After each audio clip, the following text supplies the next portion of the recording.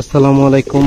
আপনারা সবাই জানেন টুকিটাকি আমি কবুতর পালি আজকে অনেক দিন থেকে। আর তার মধ্যে অনেকগুলা ছবি ভিডিও টিডিও আপলোডও দিছি। এর মাঝে অনেকেই প্রশ্ন করেন বা মেসেজ দেন যে কি কি কবুতর আছে আমার এখানে। আমার এখানে মূলত ফার্স্টে ছিল দেশি কবুতর, তার সাথে কিছু সিরাজি কবুতর ছিল, এখন ওরকম নাই। দুই একটা আছে কালো সিরাজ, আর সাদার মধ্যে একটা আছে লাহোরি ক্রস, আর আছে ড্রেসার আছে কিছু। বেশিরভাগই দেশি কবুতর, একজোড়া শাটিন কবুতর আছে। তো এই ছাড়াও আমার কাছে গোররা আছে, বিউটি হুমা আছে।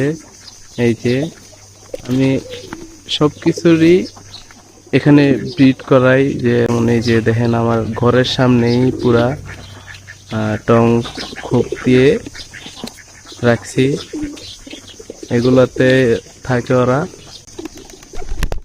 আর আমার এখানে নিজের ব্রিডের বাচ্চা আছে কিছু, যেগুলো আমি সেল করি। রেসার গুলা আসলে সবজি আর মাক্সি আছে, সামনের দিকে দেখে মিলি কালেকশন করব।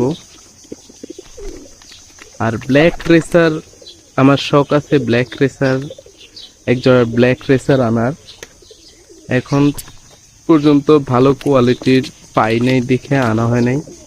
তো যারা যারা খাবারের জন্য অনেকে দেশি কবুতরের বাচ্চা কিনেন, এগুলো আমার কাছ থেকে কালেক্ট করতে পারবেন।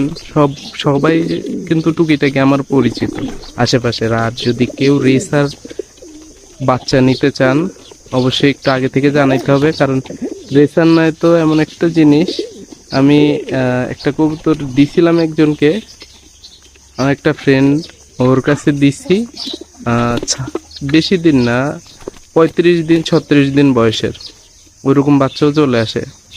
1.5-2 কিলো দূরে ওর বাসা থেকে চলে আসছে। এখন হচ্ছে কেউ যদি নিতে চান যে হ্যাঁ রেসার কালেকশন রাখবেন বা পালবেন, তো ওইরকম হইলে বাচ্চা আছে অনেক কোয়ালিটিফুল বাচ্চা। এই যে নর দেখেন আমার রেসারের, সবজি, এই যে মাক্সি আছে।